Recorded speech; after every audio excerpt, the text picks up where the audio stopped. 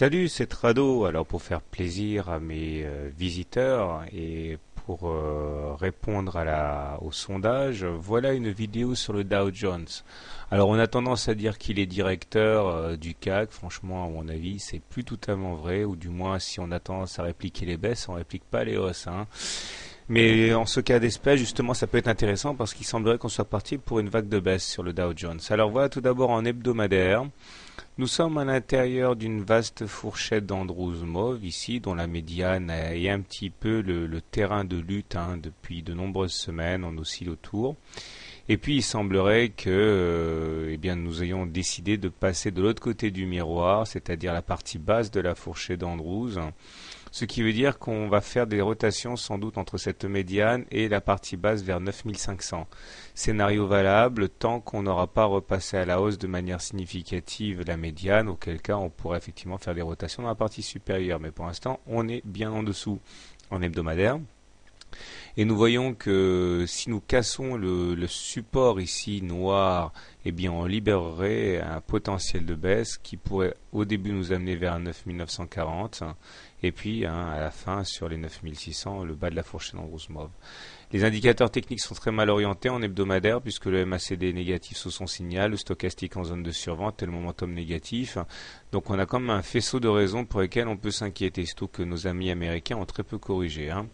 Pour faire simple, on est en dessous d'une M20 baissière, donc on est en tendance baissière, mais on a déjà la M7 qui capte les cours, ce sera déjà pas évident de la passer à la hausse, hein. Donc maintenant du côté du journalier, puisqu'en hebdo c'est clair, c'est baissier, faut s'y faire. J'ai repéré pour vous la figure principale à mon avis qui est ce drapeau baissier, hein. Donc voilà le mât, voilà le fanion. Et nous avons donc une situation où nous sommes bien en dessous d'une M20 baissière, donc là aussi on est en tendance baissière. D'ailleurs si on regarde sur la dernière période de baisse là qu'on a eu, on a retracé entre les plus hauts et les plus bas, eh bien 50% ici, hein, 30 août et 1er septembre. Une fois qu'on a eu retracé ces 50% de la baisse, eh bien on est reparti, hein, vers le bas.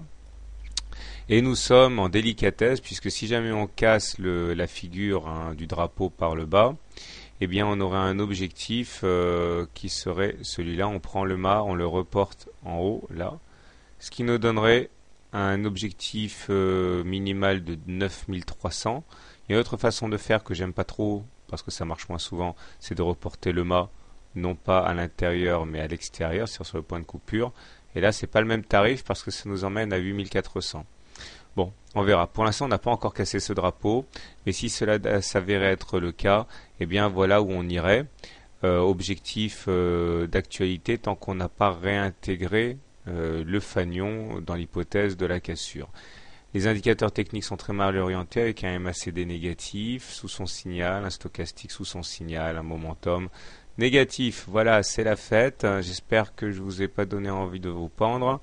Bonne soirée, bon trade, et puis j'ouvre les votes pour une nouvelle vidéo en espérant que ce service vous donne une parfaite satisfaction. À demain et plutôt à tout à l'heure pour le CAC et l'or.